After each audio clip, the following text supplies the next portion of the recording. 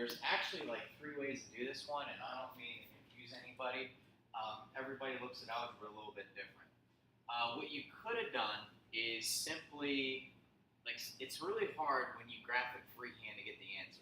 So you'd have to use a book to get very accurate. So you're looking for the point of intersection between those 2 points. So you could have done is just do one of these jobs, 2, 3, 4, 5, 6, 7, 8.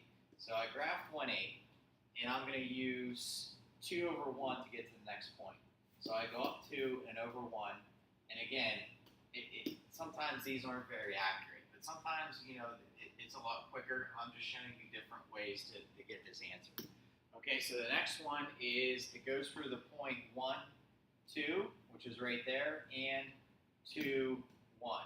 So if you look, right there, it looks like they intersect right there, which is at -1, 1, 2, 3, 4, 5.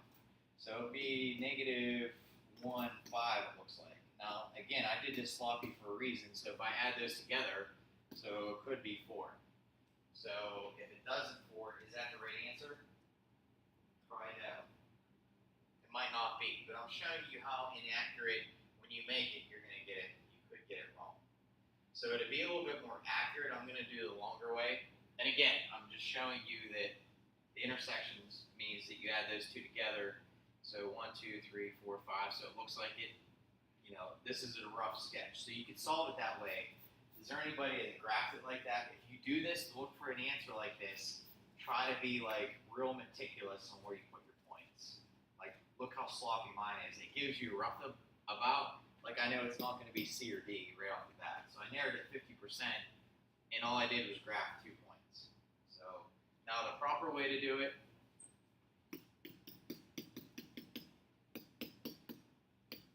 you have to use that formula twice. All it is distributing and adding and graphing them. But once you find both equations, so this will be y minus 8 is equal to 2 times x minus 1. So that would be y minus 8 is equal to 2x minus 2. Add 8 to both sides, so you have y is equal to 2x plus 6. So how does that help us is, now if I find the equation of my other one, where I have to find the slope and use the same formula, I use the substitution method to let them equal each other. Now this is going to be one that you're going to get towards the end of the SAT, because there's like 4 different levels of this, okay? Okay, so what was the other part?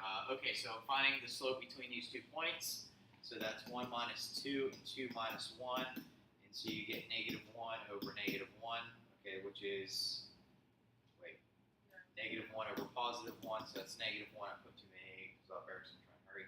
So that would be 1 minus, or y minus 2 is equal to -1 times x minus 1.